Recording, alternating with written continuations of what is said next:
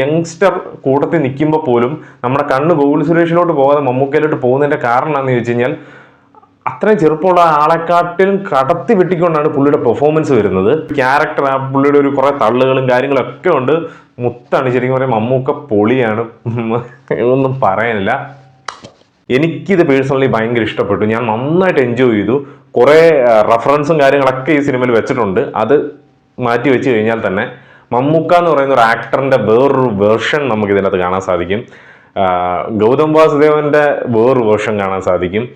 ഒരു ഒരു typical thriller മാറി ഒരു with comedy and with slow burning ത്രില്ലറായിട്ട് എനിക്കിത് ഫീൽ ചെയ്തു. ഡൊമിനിക് ആൻഡ് വേറെ സോവാൻസോ എന്നൊക്കെ പറഞ്ഞുകൊണ്ട് ഒരുപാട് വേർഷൻസ് വരട്ടെ എന്ന് ആഗ്രഹിക്കുന്നു. കുറച്ചും കൂടി ഇതിൻ്റെ ഒരു സിനിമാറ്റിക് ഗിംസും കാര്യങ്ങളൊക്കെ കൂട്ടി ഒരു സാധനം ചെയ്യട്ടെ. കാരണം ഇതിലെ പല സീനുകൾ കാണുമ്പോഴും ഇത് കുറച്ചും കൂടി എലാബറേറ്റ് ചെയ്ത് ചെയ്യാൻ കഴിവുള്ള ഒരു ഡയറക്ടർ ആണല്ലോ അവിടെ ഇരിക്കുന്നതെന്ന് നമുക്ക് തന്നെ ഫീൽ ചെയ്യുന്നുണ്ട്. അത് പുള്ളി അടുത്ത പടത്തിലൊക്കെ കാണിക്കും. സുഷ്മിത ഭട്ട് എന്ന് പറയുന്ന ആക്ട്രസ് ഇതിനു മുമ്പ് ഏതെങ്കിലും സിനിമ ചെയ്തിട്ടുണ്ടോ ഇല്ലയോ എന്ന് എനിക്കറിയില്ല. പക്ക പഴയ ശോഭനയെ ഓർമ്മ വന്നു. എന്തുകൊണ്ടോ ഓർമ്മ വന്നു എന്ന് എനിക്കറിയില്ല. ഇനി ഡാൻസ് അതൊക്കെ ഇതിൻ്റെ അകത്തൊരു മാറ്ററായിട്ട് വരുന്നതുകൊണ്ടാണോ എന്നറിയില്ല.